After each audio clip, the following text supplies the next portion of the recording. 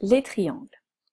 En analyse technique, les triangles font généralement partie de ce que l'on appelle des figures de continuation, c'est-à-dire qu'ils vont indiquer la fin d'une consolidation à l'intérieur d'une tendance de fond, qu'elle soit haussière ou baissière.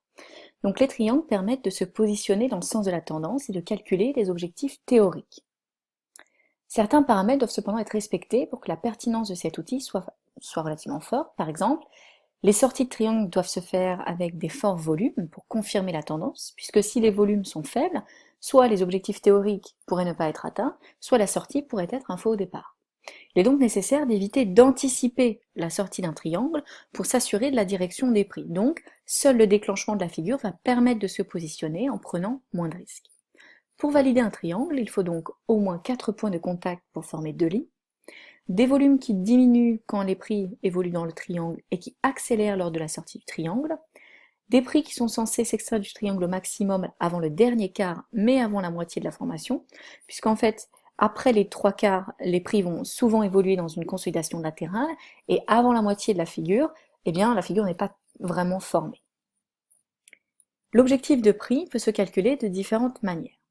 La première consiste à tracer une droite parallèle à celle qui n'a pas été cassée en passant par le sommet du triangle, comme on peut le voir sur la figure de gauche, avec la droite en pointille. L'autre méthode consiste à reporter la hauteur du triangle au point de sortie, comme sur le graphique de droite. Il faut savoir aussi que l'objectif de prix devrait être atteint avant la formation de la pointe du triangle, puisque les prix sont normalement censés s'extraire de manière assez impulsive. Il existe 3 types de triangles: symétrique, ascendant, descendant. Le triangle symétrique se forme par effet du rétrécissement en fait du prix entre 2 lignes convergentes, donc la ligne supérieure est descendante et la ligne inférieure est ascendante.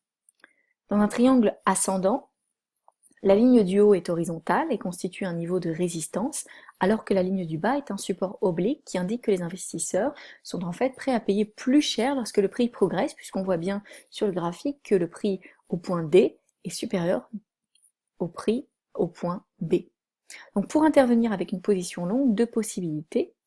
1 dès la sortie du triangle ou 2 sur pullback, comme on peut le voir au point F.